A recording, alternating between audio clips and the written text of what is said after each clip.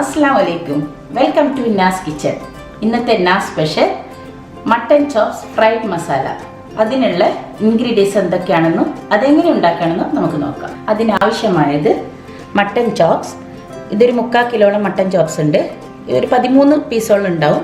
1 teaspoon മഞ്ഞൾപ്പൊടി, 1 teaspoon കുരുമുളക് പൊടി, പാകത്തിന് ഉപ്പും ചേർത്ത് വേവിച്ച് വെച്ചതാണ്. പിന്നെ 3 സവാള നേരിയതായിട്ട് അരിഞ്ഞത്, ഇഞ്ചി ചെറുതായിട്ട് അരിഞ്ഞെടുത്തത് 2 ടേബിൾ സ്പൂൺ, വെളുത്തുള്ളി അതേപോലെ തന്നെ നേരിയതായിട്ട് അരിഞ്ഞെടുത്തത് 2 ടേബിൾ സ്പൂൺ, പാകത്തിന് കുരുമുളക് പൊടി, ആവശ്യത്തിന് ഉപ്പ്, 2 തണ്ട് കറിവേപ്പില, 3 പച്ചമുളക് നീളത്തിലരിഞ്ഞത്, 2 ടേബിൾ സ്പൂൺ മല്ലിയില നുറുക്കിയെടുത്തത്, ഫ്രൈ ചെയ്യാനായിട്ടുള്ള ഓയിൽ. നമുക്ക് ആദ്യം ചോപ്സ് വേവിച്ച് വെച്ച ചോപ്സ് മാറ്റി വയ്ക്കാം.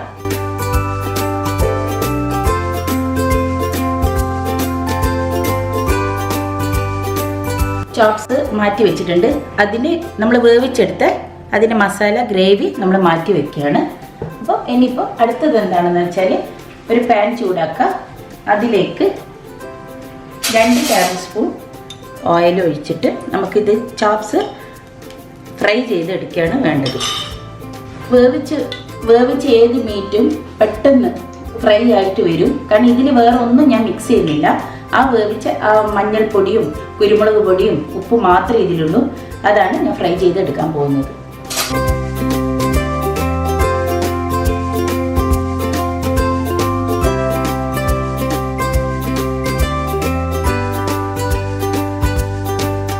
ഇതേപോലെ നമ്മൾ എല്ലാ പീസും ഫ്രൈ ചെയ്തെടുക്കുക. കാരണം അധികം മൊരിഞ്ഞു പോകരുത്, പക്ഷേ എന്നാലും ഒരിച്ചിരി ആ ഒരു ഫ്രൈ ആയിട്ടുള്ള പാകത്തിനാണ് എടുക്കേണ്ടത്. നമ്മൾ ചോപ്സ് റെഡി ആയിട്ടുണ്ട്, അതായത് ഫ്രൈ ചെയ്ത് വെച്ചിട്ടുണ്ട്. ഇനി അതിൻ്റെ മസാല ഉണ്ടാക്കുക. അതിന് ഒരു പാന് ചൂടാക്കുക. 1 ടേബിൾ സ്പൂണ് ഓയിൽ ഒഴിക്കുക. ഒന്നല്ല 2 ടേബിൾ സ്പൂണോളം ഒഴിക്കണം. അതിലേക്ക് നമ്മൾ അരിഞ്ഞു വെച്ച സവാള, 3 സവാളയാണ് ഞാൻ എടുത്തിട്ടുള്ളത്. സവാള നന്നായിട്ട് ബ്രൗൺ നിറമാകുന്നത് വരെ വഴറ്റിയെടുക്കണം. സവാള പെട്ടെന്ന് നമ്മൾ വഴറ്റി വരാൻ വേണ്ടിയിട്ട് നമ്മൾ ഇത്തിരി ഉപ്പ് ചേർത്ത് കൊടുക്കാം.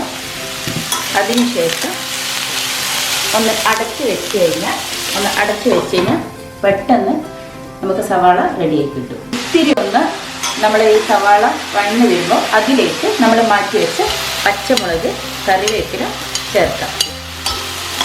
നന്നായിട്ട് നമുക്ക് ബ്രൗൺ നിറച്ച് ഇത് വഴറ്റിയെടുക്കാം. സവാള ഇതേപോലെ നന്നായിട്ട് വഴറ്റി വന്നിട്ടുണ്ട്. അതിലേക്ക് എടുത്തു വെച്ച വെളുത്തുള്ളി ഇഞ്ചിയും ചേർക്കാം. ഇഞ്ചി ചതച്ചിട്ടല്ല, നമ്മളിത് കട്ട് ചെയ്തിട്ടാണ് നമ്മൾ എടുക്കുന്നത്.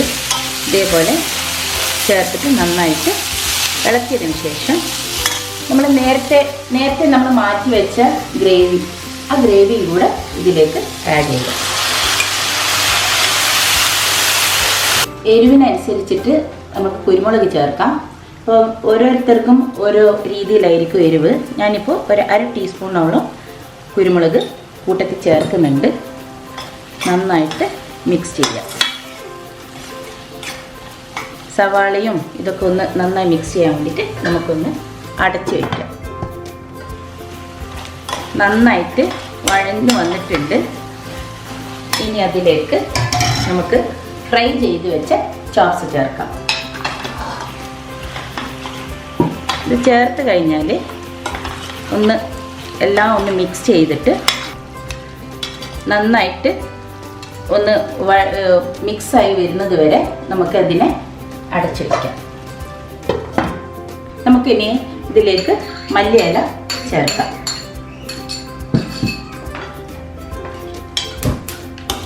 മല്ലിയില ചേർത്തതിന് ശേഷം നന്നായിട്ട് മിക്സ് ചെയ്തിട്ട് കുറച്ച് സമയം അടച്ചു വയ്ക്കാം. നമ്മുടെ ചോപ്സ് ഫ്രൈഡ് മസാല റെഡി ആയിട്ടുണ്ട്. ഇനി നമുക്കിതൊരു സെർവിങ് ഡിഷിലേക്ക് മാറ്റാം.